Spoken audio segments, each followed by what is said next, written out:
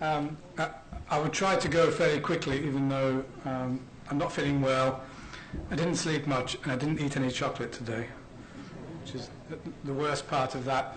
I sort of feel like the odd one out in a way here, that I'm going to talk about what in a way is the tiniest of tiny markets compared to what you've all been talking about today.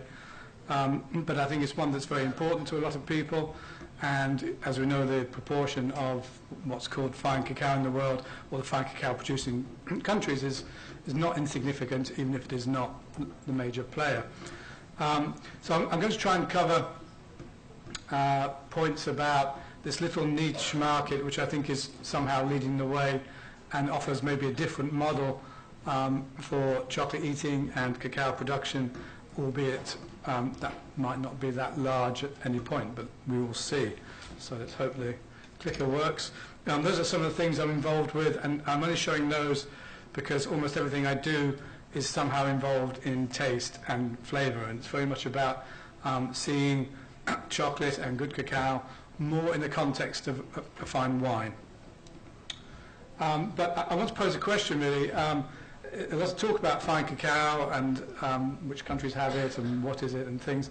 So exactly what is fine cacao for? There's a lot of discussion about pricing and quality and things. What is the reason we have this stuff? Well, fine cacao is used, I think, in sort of commercial recipes to add that little bit of flavour. It's a bit like whiskey blending.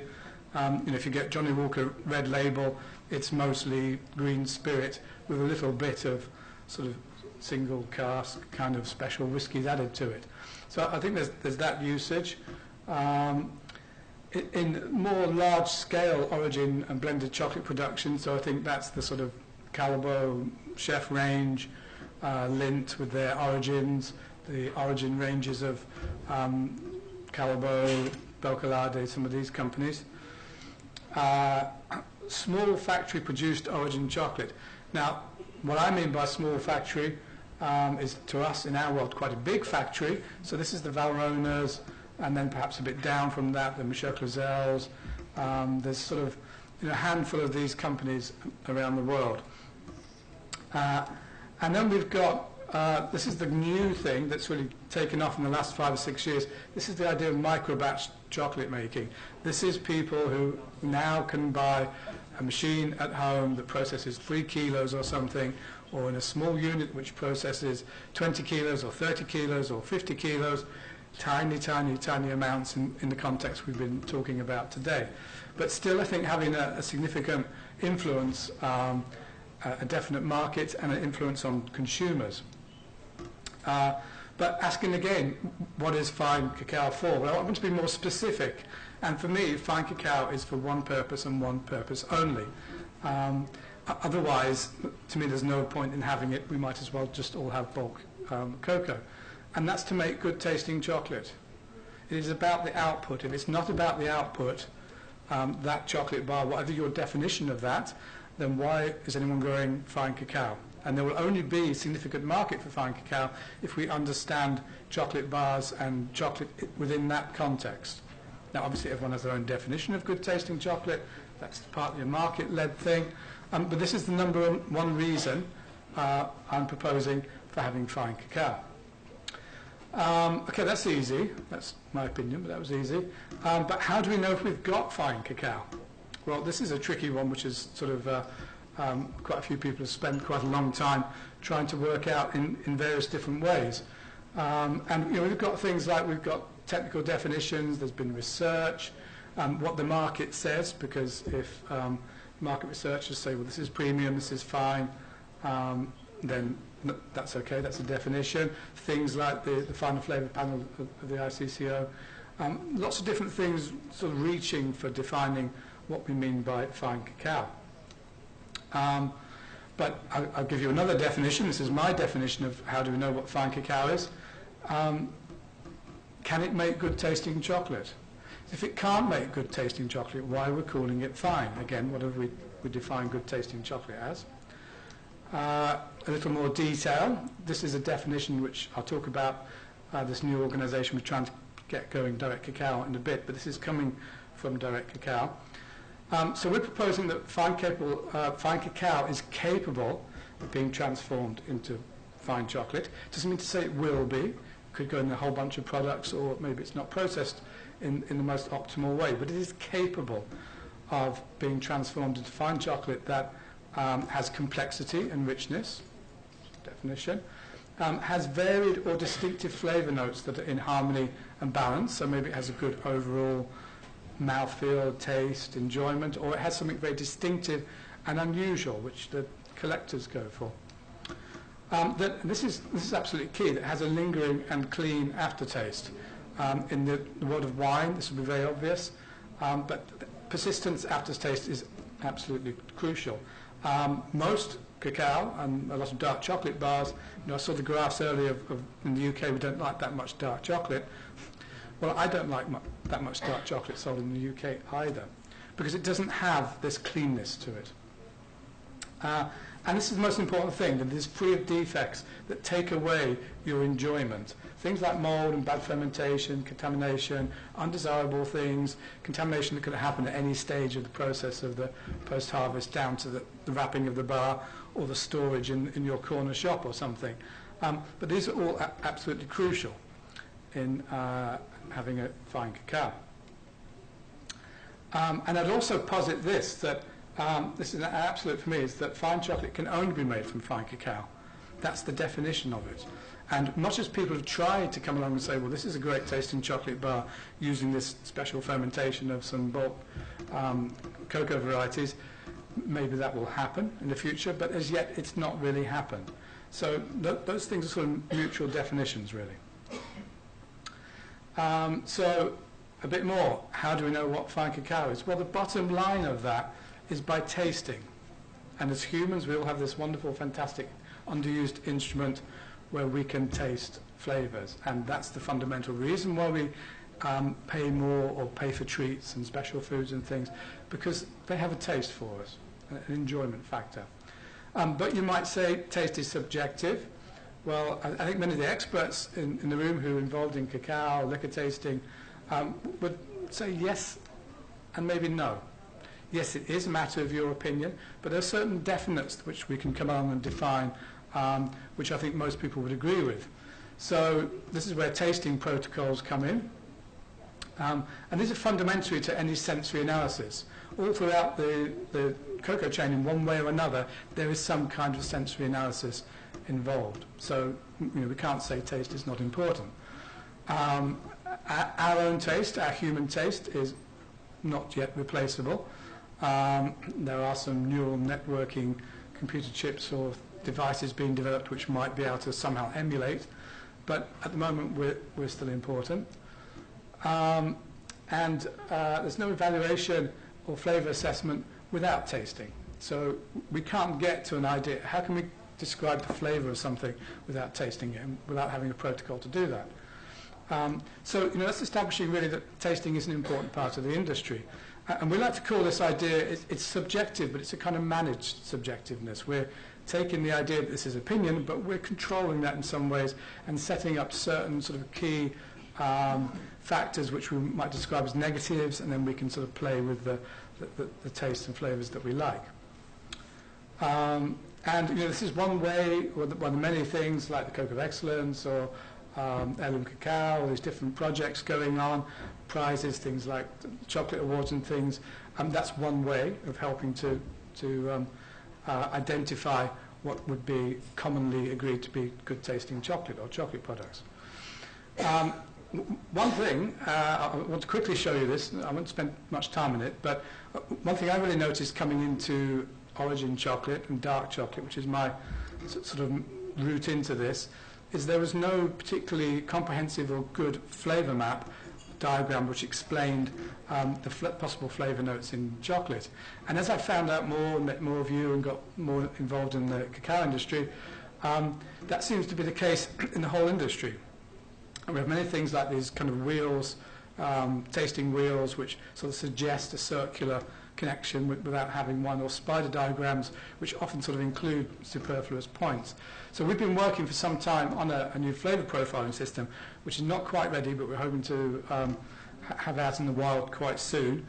initially aimed at origin chocolate bars, but applicable in many ways. So I'm just going to give you a quick preview of that.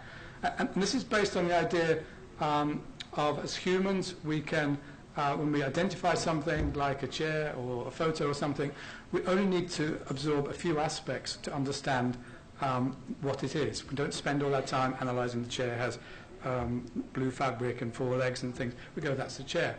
And we do this kind of with everything, otherwise our senses will be overloaded. So we can very quickly go, maximum 5 taste is enough to profile food or chocolate, especially if you get a big group of people doing this. And although you get the idea that people disagree on what flavours are in anything, but we often find that actually they're just tasting them in different order. So you might taste cherry as your main taste, but that might be my which is number 5, the biggest and first one, that might be my number 2 or something. Also, the idea of this map is not just random. This is based on some research papers we found looking at chemicals found in cocoa powder and the aromas associated with those. So that's what this is based on. And it's actually a neural network based on 2 postulated principal components. I won't go into that more, but it does give us a very simple consumer-friendly diagram where we've got quite obvious spicy, fruity, molasses, earthy, chocolatey in the middle, but it gives us a lot of nuance as well. There's also the possibility with this of it being culturally translated, so you could have flavours which are relevant in China or Japan or Latin America, maybe in slightly different positions, but you could come up with the same kind of flavour profile. I won't spend much more on that, but I just wanted to show you the kind of thing we're looking at. So for me, flavour is all about value and pricing. So how do we create value with flavour? And I would suggest that the value comes from the appreciation of nuanced flavour. If you respect something, you value it more, you're prepared to spend more, you take more time with it. Very true with wine. If you spend 30 euros on a bottle of wine, you're not going to drink it at a party in sort of 2 minutes. So fine chocolate, it must be taken seriously. And this is the idea not to be eaten like candy, because that's what candy wants to be eaten like, which is fine. But if we're going to get into more nuanced origin chocolate, then it's important how we eat it. Again, this is the wine analogy. An expensive wine we don't chug down in one go. So this is how you approach the chocolate is pretty important. And we need to build up this kind of whole world of sommeliers, experts, geeks, authors, bloggers, people who enjoy this kind of chocolate. Again, you might say, well, this is small and insignificant, but we could look at the world of whiskey, where you can go in the UK. There are many whiskey shows every year where people pay a lot of money to go in, get a little drunk, but they're going to go and sample a lot of different whiskey. And chocolate's a lot cheaper than that, I would say. And we need to have this more sophisticated language and tools and understanding of this if we're going to help convince consumers. And this is through tastings, events, courses. But I think this is a really important point, is changing consumers' mental price points. The perfect example for me is the average price for a cappuccino in London now is £2.50. When I was a kid, coffee was Nescafe, it was instant, it was 15p or something. The value has completely changed. There are specialty coffee shops, but we have all the chains, Starbucks, Costa, Nero, Pret, they're all there, and millions of people in the UK every day go and spend that money for a coffee. So it's kind of changing the thinking that, well, it's not £2 for a 100-gram bar, because that is not a viable price for any cacao sauce. It's £5 for an 80-gram bar, and that's where this little bit of the market needs to move. And also I would say that this idea of flavour is key in the whole chain. In wine, this is much more obvious because most winemakers also have vineyards, they're very close to it, they have control of the whole process. We have a distance, usually, with cacao and chocolate, but it's important that there's an understanding of that flavour in fine cacao and chocolate all through the chain. So, looking at this more flavour-driven price model, and I would suggest it's the only possible future for high-end cacao, because if we don't have something where consumers will pay more to get better chocolate, then it's very hard to sustain a higher price. And this is being proved by some classic countries like Trinidad almost having no production, and places like Dominican Republic having a very small differential between the fermented Hispaniola and the Sanchez cacao, a difference below the cost of fermenting the cacao. Doing this out of kindness or charity is not going to work. That's, you know, all the kind of eco sort of bars.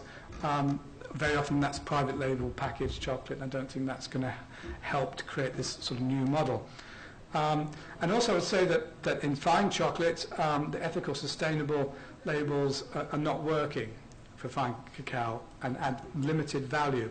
And one of the best examples for me was this. I was with Ron and Moises in Jamaica for a CARIFORUM EU conference earlier in the year, and a representative from Conocado in Dominican Republic, which is one of the sort of biggest fair trade organic co-ops.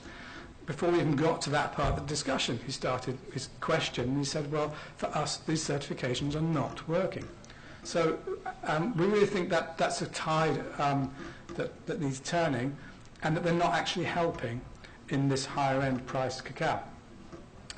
What we need is something like much more direct sourcing, much closer contact, a shorter supply chain, not no supply chain. You still need the middlemen, the brokers, all these kind of things going on, the logistics, but there's more direct contact with either end, and more of a sort of fair, equal partnership between both ends. Because if you don't do that, why would a farmer bother to look after and grow really good cacao that's very clean and good varieties if he doesn't get paid for it? That is not sustainable. So what the challenges we've got are developing the market. I think an idea I have here is that the actual producers need to go out more and reach the consuming companies, because most of these are very, very small and they don't know very much about cacao or chocolate, but they are the future. You know, there's 100 or more micro-batch makers in the US now. It's taking off in Europe. Some of them started with 30 kilos and they're now on 3 tons, or they get 20 tons.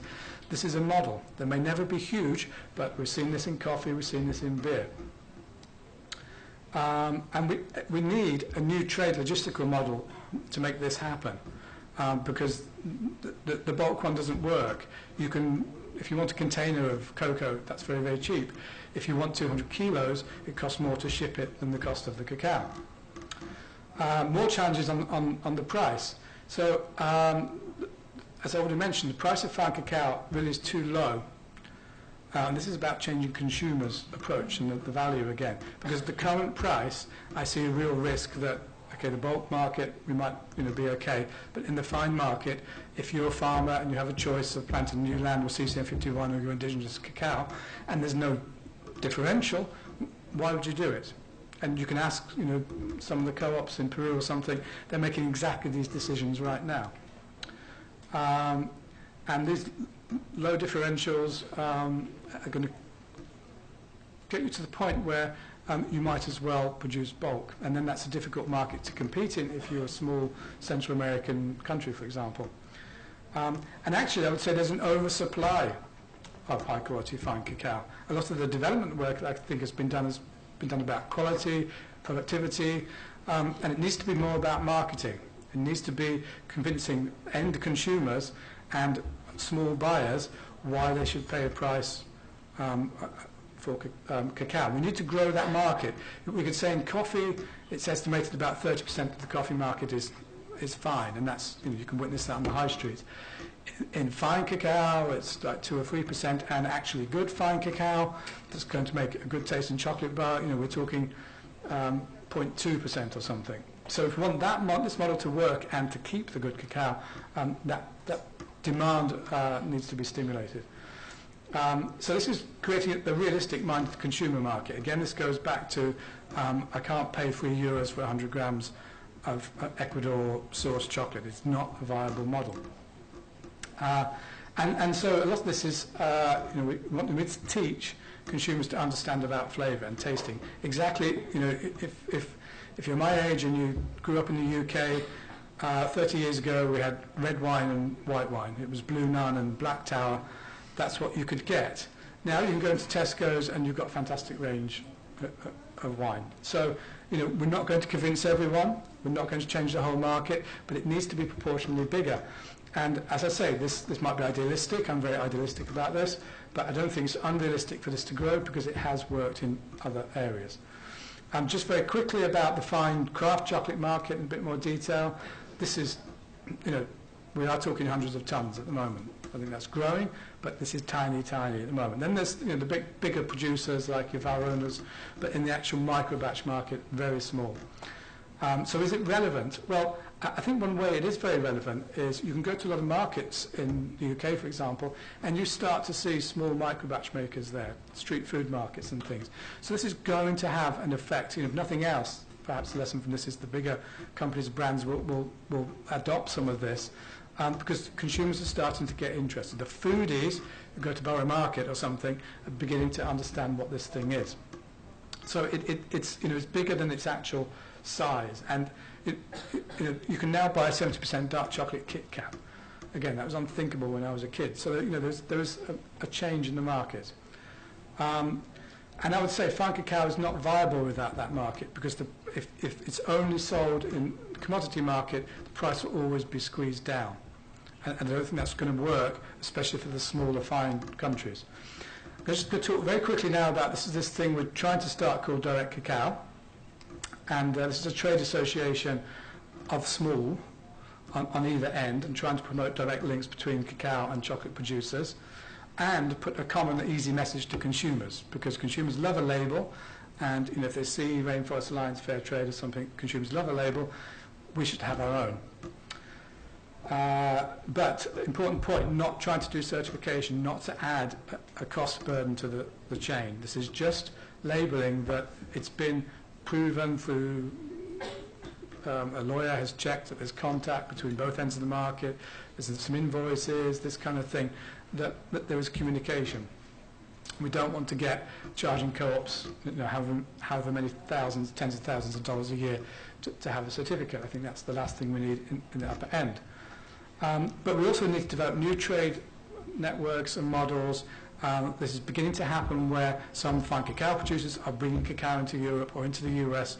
So some small chocolate maker starts up, they can make a phone call, or go on the web, they can get a tiny amount of cacao, they can check it, and they can buy the same cacao in 2 months' time when they want to start producing.